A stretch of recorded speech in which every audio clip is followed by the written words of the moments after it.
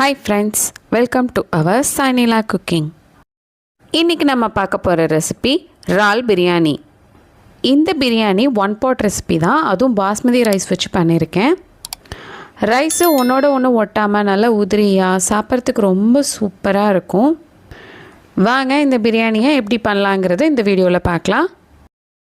First ப்ரானுக்கு masala போட்டு ஊற வச்சிடலாம். அதுக்கு ஒரு பவுல் எடுத்துக்கோங்க. அதில் 1/4 கிலோ ப்ரானை நல்லா க்ளீன் பண்ணி எடுத்து வச்சுருக்கேன், அதை சேர்த்துக்கோங்க. 1/4 டீஸ்பூன் மஞ்சத்தூள், மிளகாய்த்தூள் ஒரு 1/2 டீஸ்பூன்,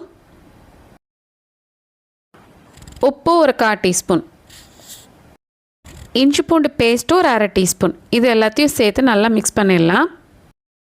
இந்த மாதிரி ப்ரானில் மசாலா போட்டு வச்சிட்டிங்கன்னா நல்ல மசாலாலாம் உள்ளே ஏறி நல்ல டேஸ்ட்டாக இருக்கும்.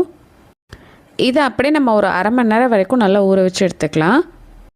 பிரியாணி பண்ண ஸ்டார்ட் பண்ணிடலாம். ஒரு கடாய் எடுத்துக்கோங்க. அதில் 2 டீஸ்பூன் அளவுக்கு எண்ணெய் விட்டுக்கோங்க.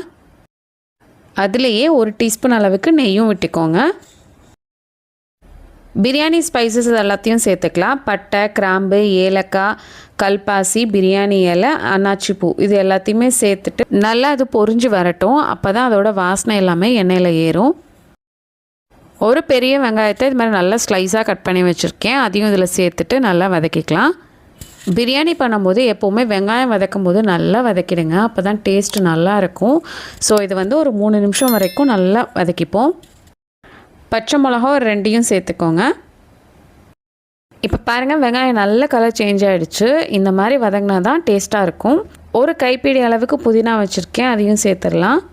புதினாவும் நல்லா வதங்கணும். புதினா சேர்த்தோம்ல, அதே அளவுக்கு கொத்தமல்லி தழையும் சேர்த்து நல்லா வதக்கிக்கலாம். அடுப்பை நல்லா சிம்மில் வச்சுட்டு 2 டீஸ்பூன் அளவுக்கு மிளகாத்தூள் சேர்த்துக்கோங்க.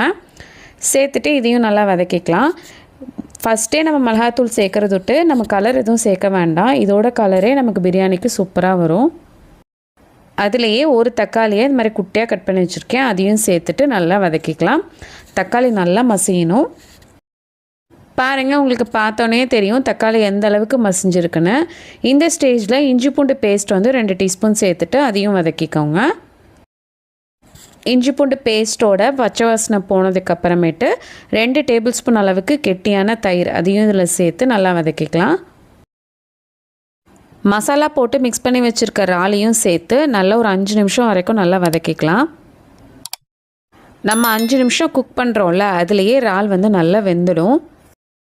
1/2 கப் அளவுக்கு தண்ணி சேர்த்துக்கோங்க. நான் 1 கப் அரிசி எடுத்திருக்கேன், அதுக்கு 1/2 கப் கரெக்டாக இருக்கும். இந்த பிரியாணிக்கு தேவையான அளவு உப்பு சேர்த்துக்கோங்க. நான் 1/2 டீஸ்பூன் சேர்த்துருக்கேன். இப்போ இதை மூடி போட்டு ஒரு 5 நிமிஷம் வரைக்கும் நல்லா குக் பண்ணிக்கலாம். தண்ணி நல்லா கொதி வரட்டும். இப்போ 5 நிமிஷம் ஆயிடுச்சு. பாருங்கள், தண்ணி எல்லாமே நல்லா கொதி வந்துடுச்சு. இப்போ வரும் பாருங்கள் வாசனை, அவ்வளோ சூப்பராக இருக்கும். வீட்டில் உள்ளவங்க எல்லாருக்கும் பசி வந்துடும். இந்த ஸ்டேஜில் நான் 1/2 மணி நேரம் ஊற வச்சுருக்க பாஸ்மதி ரைஸ் 1 கப் எடுத்திருக்கேன், அதை இதில் சேர்த்துட்டு நம்ம லைட்டாக மிக்ஸ் பண்ணி விட்டுறலாம். அரிசி சேர்த்துட்டு மூடி போட்டு மீடியம் ஃப்ளேமில் வச்சுட்டு ஒரு 15 நிமிஷம் நல்லா வேக வச்சுக்கலாம். 5 நிமிஷத்துக்கு ஒரு வாட்டி நல்லா மிக்ஸ் பண்ணி விடுங்க, அப்போ தான் அடிப்பிடிக்காமல் இருக்கும். அரிசி உடையாமல் மிக்ஸ் பண்ணி விடுங்க. இப்போ ஒரு 15 நிமிஷம் ஆயிடுச்சு. ஓப்பன் பண்ணி பார்க்கலாம். பாருங்கள், நம்ம ரைஸ் எல்லாமே ஒரு 75% நல்லா வெந்திருக்கும். இதை ரொம்ப மிக்ஸ் பண்ணாமல் லைட்டாக மிக்ஸ் பண்ணி விட்டுருங்க, ஏன்னா அடிப்பிடிக்காமல் இருக்கணும். அதுக்காக இந்த பிரியாணியை நம்ம தம் போட்டால் கரெக்டாக இருக்கும். இது மேலே ஒரு 2 டீஸ்பூன் அளவுக்கு நெய் விட்டுருங்க. அப்புறம் ஒரு அலுமினியம் ஃபாயில் வச்சு நல்லா கவர் பண்ணி மூடி போட்டுருங்க. இந்த மாதிரி நல்லா க்ளோஸ் பண்ணிட்டிங்கன்னா நமக்கு தம் போடுறதுக்கு சூப்பராக இருக்கும். இதை நீங்கள் அடுப்பு லோ ஃப்ளேமில் வச்சுட்டு ஒரு 20 நிமிஷத்துக்கு அப்படியே விட்டுருங்க. அடியில் நீங்கள் தோசைக்கல் வச்சுட்டு தம் போட்டிங்கன்னா ஹீட்டு எல்லா பக்கமுமே கரெக்டாக ஸ்ப்ரெட் ஆகும். இப்போ ஒரு 20 மினிட்ஸ் ஆகிடுச்சு. நம்ம ஓப்பன் பண்ணி பார்க்கலாம். பாருங்கள், நம்ம பிரியாணி செம்ம சூப்பராக ரெடி ஆகிடுச்சு. எப்போவுமே பிரியாணியை உடைக்கும் போது இந்த மாதிரி ஸ்பூன் வச்சுட்டு நீங்கள் உடைச்சிங்கன்னா சூப்பராக உதிரி உதிரியாக இருக்கும். நீங்கள் கரண்டி போட்டு மிக்ஸ் பண்ணிங்கன்னா ரைஸ் எல்லாமே உடஞ்சிரும். தம்லேருந்து எடுத்த உடனே மிக்ஸ் பண்ணாதீங்க, ஒரு கொஞ்ச நேரம் அப்படியே விட்டுருங்க. அதுக்கப்புறம் மிக்ஸ் பண்ணாலும் நல்லா இது மாதிரி உதிரியாக வரும். செம்ம டேஸ்டான இறால் பிரியாணி சூப்பராக ரெடி ஆகிடுச்சு. சூடாக சர்வ் பண்ணுங்கள், அவ்வளோ நல்லாயிருக்கும். அவ்வளோதான் ஃப்ரெண்ட்ஸ், நம்மளோட சூப்பரான இறால் பிரியாணி ரெடி ஆகிட்டு. நீங்களே பார்த்துருப்பீங்க ரெசிபி எவ்வளோ ஈஸின்ட்டு. இது 1 பார்ட் தான். தம் மட்டும் நம்ம கரெக்டாக போட்டு எடுத்தோம்னா செம்ம சூப்பராக உதிரியாக நல்லாயிருக்கும் பிரியாணி. பிகினர் கூட இந்த ரெசிபியை ட்ரை பண்ணி பார்க்கலாம், அவ்வளோ நல்லா வரும்.